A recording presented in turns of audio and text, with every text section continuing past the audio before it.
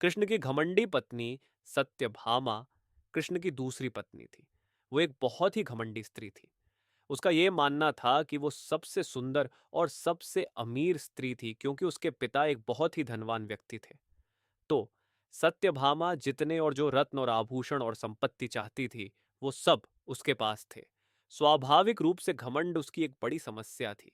एक बार कृष्ण के जन्म दिवस के अवसर पर सत्यभामा ने सोचा कि वो सबको दिखाएगी कि वो कृष्ण को कितना प्यार करती थी।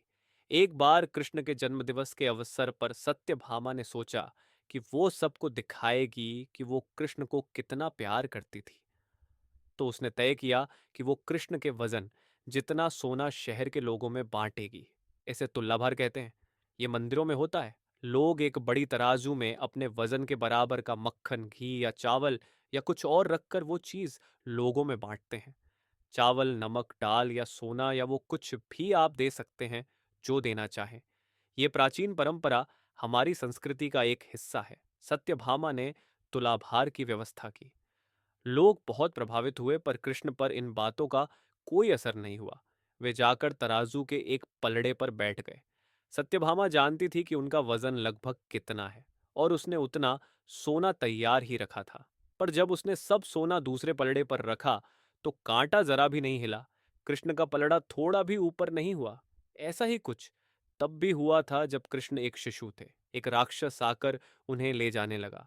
तब कृष्ण ने अपना वजन इतना बढ़ा लिया कि राक्षस वहीं गिर पड़ा और कृष्ण ने उसके ऊपर बैठकर उसे कुचल कर मार डाला। क्रिया योग में एक ऐसा तरीका है जिससे कोई योगी अपना वजन बढ़ा या घटा सकता है।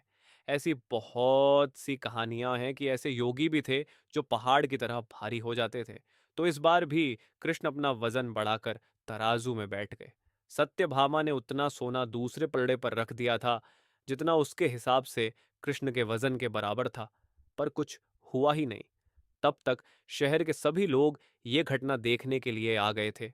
तब उसने अपने नौकरों से वो सभी गहाइने मंगवाए जो उसके पास थे।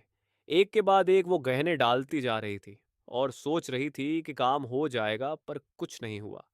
तब उसने वो सब कुछ भी रख दिया जो उसके पास था, पर पलड़ा जरा भी नहीं हिला।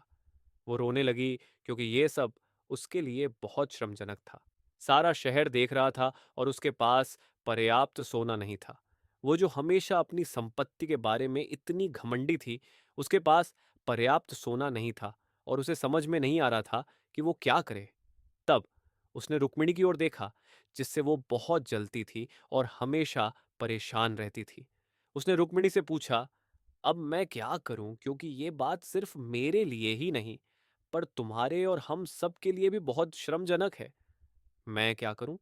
तब रुक्मिणी बाहर गई और तुलसी के पौधे के 3 पत्ते उठा लाई। जैसे ही तुलसी के वे पत्ते उसने तराजू के दूसरे पलटाडे पर रखे, कृष्ण का पलड़ा तुरंत ही ऊपर आ गया।